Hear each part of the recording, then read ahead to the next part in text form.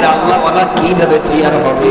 কারণ দেখবেন আজকের আল্লাহওয়ালা তো ওই ঘর থেকে আসতে পারে যার মা বাবা নামাজি, যার মা বাবা আল্লাহওয়ালা, কোরআন তেলাওয়াত করে, মাওলার জিকির করে, ওই ঘর থেকে আল্লাহর ওলি বাইর হতে পারে। ঠিক কি বলেন? আর দেখবেন যেই ঘরের ভিতরে কোরআন তেলাওয়াত নাই, নামাজের কোনো খবর নাই, মা বোনদের পর্দা নাই, স্বামীর খ্যাতমত নাই, আপনার সন্তানকে আপনি যত মাদ্রাসায় লেখাপড়া না কেন কেন, আপনার সন্তানকে আপনি কোরআন যদি বুকের ভিতরে ঢুকিয়েও দেন, কারণ গাছ যদি ভালো হয়, মুসলমান দেখা যায়, আশা করা যায় ফলটাও ভালো পাওয়া যায়। ঠিক কিনা বলেন? মানুষ তিনি চিন্তা করবে, ভাইরা আমার, আল্লাহ রাব্বুল আলামিন কেন পাঠাইলেন? কিসের জন্য পাঠাইলেন? দুনিয়ায় আমোদ প্রমোদ করার জন্য? দুনিয়ায় বিল্ডিং করার জন্য? দুনিয়ায় ক্ষমতা নেওয়ার জন্য? হ্যাঁ, এই কি দুনিয়া? আমরা অনেক মানুষ আমরা আজকে এমন ভাবে আমরা আজকে দুনিয়ার মোহে পড়ে, দুনিয়ার পিছনে পড়ে আমরা বেমালুম রব্বে কারিম যে উদ্দেশ্যে আপনাকে আমাকে বানাইলো, পাঠাইলো, আমরা উদ্দেশ্যে আমরা ভুলে গিয়েছি। আল্লাহর হুকুম আমরা মানতেছি না, গোলামি আমরা করতেছি না। আল্লাহ বলতেছেন, বান্দা তোমাকে পাঠাবার পিছনে আমার একটা মাত্র, কেবলমাত্র একটা উদ্দেশ্য, তোমার ভুলে গেলে চলবে না, তুমি কিন্তু একজন মুসলমানের সন্তান। ঠিক কিনা জোরে বলেন? তুমি যেথায় থাকো না কেন তোমাকে স্মরণ করতে হবে। তুমি যেই সেক্টর থাকো না কেন, তুমি যেথায় কাজ করো না কেন, তুমি স্কুল কলেজে পড়ো না কেন, তুমি ভার্সিটিতে লেখাপড়া করো না কেন, তুমি যেখানে ডাক্তারি তুমি চাকরি করো না কেন, বান্দা তুমি ইঞ্জিনিয়ার হও না কেন, বান্দা তুমি যে হও না কেন, তোমাকে ভুলে গেলে চলবে না আমি একজন মুসলমানের সন্তান। ঠিক কিনা? আমার সৃষ্টিকর্তা মালিক আমার আল্লাহ, আমার রব, আমার মালিক দুনিয়ার পিছনে পাঠাবার পিছনে আমার একটাই মাত্র উদ্দেশ্য। কি আল্লাহ বয়ান করতেছেন? ওয়ামা খালাকতুল জিন্না ওয়াল ইনস, ওয়ামা খালাকতুল জিন্না ওয়াল ইনসা ইল্লা লিয়াবুদুন।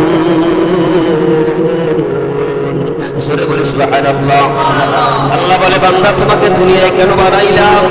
হে যুবক, আমি আল্লাহ তোমাকে যৌবন দান করেছি। হে বান্দা, তোমার মতো দুনিয়ার বুকে হাজার রকমের, কোটি রকমের যুবক আমি আল্লাহ, তাদেরকে আমি আল্লাহ যৌবন দান করেছিলাম। তাদেরকে আমি আল্লাহ আস্তে আস্তে এই যৌবনকে আমি আল্লাহ বৃদ্ধির ভিতরে আমি আল্লাহ উপনীত করেছি। ঠিক কিনা যারা বলেন? হে যুবক ভাই, আমরা কি চিন্তা করেছি আমার এই যৌবনকাল কি জীবনে থাকবে? চিরদিন থাকবে? যারা বলে চিরদিন থাকবে। কিন্তু আমার বাবা একদিন যুবক ছিল। ঠিক কিনা যারা বলেন? আমার মা একদিন যুবতী ছিল। আল্লাহ রাব্বুল আলামিন আস্তে আস্তে জীবনকে আল্লাহ, যৌবনকে আল্লাহ বার্ধক্যের ভিতরে আল্লাহ উপনীত করে দিল। ও আমার ভাইরা, আমার বাবারা, আমার ও বৃদ্ধ বাবাজি, একটু চিন্তা করে দেখেন, চক্ষু দুটা বন্ধ করে দেখেন। চক্ষু দুটা বন্ধ করলে মনে হয় সেদিনকার আমার বাল্য বন্ধুদের সঙ্গে খেলাধুলা করলাম। চক্ষু দুটা বন্ধ করলে মনে হয় কত স্কুল জীবনে কত বন্ধুদের সঙ্গে আড্ডা দিলাম, কলেজের জীবনে কত বন্ধুদের সঙ্গে আড্ডা দিলাম, মাদ্রাসার আমার ক্লাস সহপাঠী ভাইদের সঙ্গে কত ঘুরে বেড়াইলাম। এখন আমার সেই দিনগুলি কোথায় চলে গেল? এখন নিজে তাকিয়ে দেখেন, সেই রকম আগের মতন গায়ের বল এখন আর খুঁজিয়া পাওয়া যায় না। ঠিক কিনা যারা বলেন? ভাইরা আমার, বাবার আমার, গায়ের চামড়া ধরতরা দিয়ে গেল, চোখের জুতি আগের মতো নাই। এ মুমিন, চোখের জুতি আগের মতো নাই, খাবারের রুচি আগের মতো নাই। ও আল্লাহর বান্দা, মাথার চুলগুলি আস্তে আস্তে পেকে সাদা হয়ে যাইতেছে। কথা বলেন না কেন? কে করতেছেন? যৌবন কি চিরদিন থাকবে? এ মুমিন, আল্লাহর গোলাম, কবরের মাটি প্রতিদিন আপনাকে আমাকে ডাকতেছে। হে আব্দুল্লাহ, হে আব্দুর রহিম, হে ফিয়া খাতুন, তোমার মতো হাজার যুবক আমার কবরের ভিতরে চলে গেছে।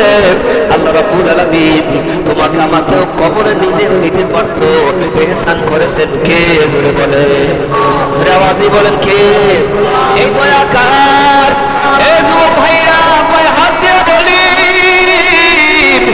আমি যখন 2006 সালে এই বাকের বোস মুজাহিদিয়া কেরামতিয়া মাদ্রাসায় যখন লেখাপড়া করি 2006 সালে এখান থেকে দাখিল পাশ করেছি। আমার ওস্তাদ এখানে হাজির হয়েছে মাদ্রাসায়, তখন তিনি হেডমাস্টার ছিল, স্যারে হাজির। এই আমাদের স্যারের ভাতিজা, স্যারের ভাই জসিমউদ্দিন, তিনি দুনিয়ার মুখে তখন ছিল যুবক মানুষ, আমার মেজো ভাই, তিনি ক্লাসমেট ছিল। কিন্তু আল্লাহর বান্দা জীবনে কল্পনাও করে নাই মাদ্রাসাপুর মাদ্রাসায় লেখাপড়া করত, আলেমে ভর্তি হয়েছে। যুবক মানুষ সুঠামদের অধিকারী ছিল, কিন্তু আমার ছোটবেলার কথাগুলি আমার মনে পড়ে গেছে। কিন্তু যুবক মানুষ মাদ্রাসায় লেখাপড়া করে আলেমে মাদ্রাসাপুর থেকে লেখাপড়া করত, কিন্তু বান্দা চিন্তাও করে নাই, বান্দা কোনোদিন কল্পনা করে নাই এটাই আমার জীবনের শেষ বিদায়। হে মুমিন, অল্প বয়সে আল্লাহ রাব্বুল আলামিন দুনিয়া থেকে কত মেধা ছিল, কত স্মৃতি ছিল, কত শক্তি ছিল, আল্লাহ রাব্বুল আলামিন ডাক দিয়ে দুনিয়া থেকে বিদায় নিয়ে অন্ধকার কবর দেশের যাত্রী হয়ে ঘুমিয়ে আছে। ও যুবক ভাইরা আমার, বলুন তো আমরা যারা এখনো যারা বসে আছি, এখন আমাদের ইবাদতের সময় হয় নাই, আল্লাহ আমাকে এই বয়সে কি ইবাদত করা যায়? ও যুবক ভাই, পায়ে হাত দিয়ে বলি, মৃত্যুতে কিন্তু কোনো দোষ নাই, ঠিক কিনা জোরে বলেন? মৃত্যুতে কোনো বয়স নাই, জোয়ান পুরা নাই। আসার একটা সিরিয়াল রয়েছে, যাওয়ার কোনো সিরিয়াল আছে? জোরে বলেন আছে? যাওয়ার কোনো সিরিয়াল নাই। এই জন্য পায়ে হাত দিয়ে বলি, যুবক ভাই, কত মানুষ দেখলাম দুনিয়া থেকে বিদায় নিয়ে কবরে চলে গেছে। আজকের মাহফিলটা বাড়ির ভিতরে একটা ব্যতিক্রম ধর্মীয় মাহফিল, কারণ আজকে যার রূহের মাগফিরাতের জন্য আমি এসে শুনলাম আল্লাহর বান্দা আর দুটা সন্তান রেখে দুনিয়া থেকে বিদায় নিয়ে কবরে চলে গেছে। বাবা আগে চলে গেছে, ছোটের ভাই চলে গেছে, মা দুনিয়ায় বেঁচে আছে।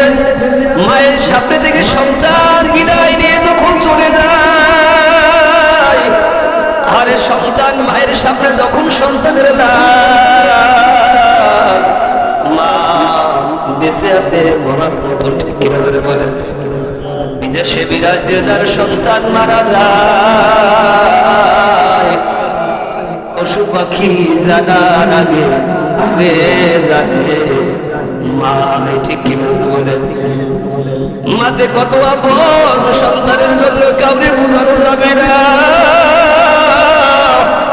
আমার ভাইরা, আমার বাবারা, যার মা আছে সে বুঝে না, যার মা নাই সে বুঝে মা হারানো কি ব্যথা। যার বাবা নাই, যার বাবা আজকের বিদায় নিয়ে কবরে চলে গেল, সে বোঝে বাবা হারা কি ব্যথা।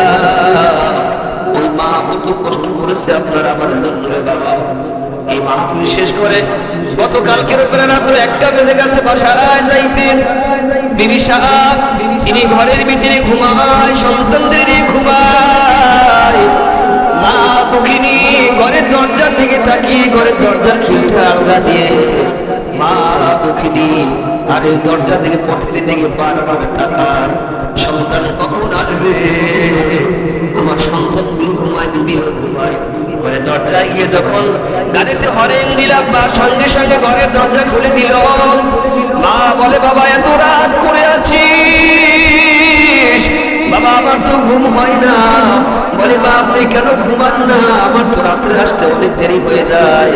মা মাহফিল থেকে আসি, বলে বাবা তোকে বাহিরে রাইখা আমি মা যত বিছানায় ঘুমাবার যত চেষ্টা করি, বাবা আমার ঘুম আসে না।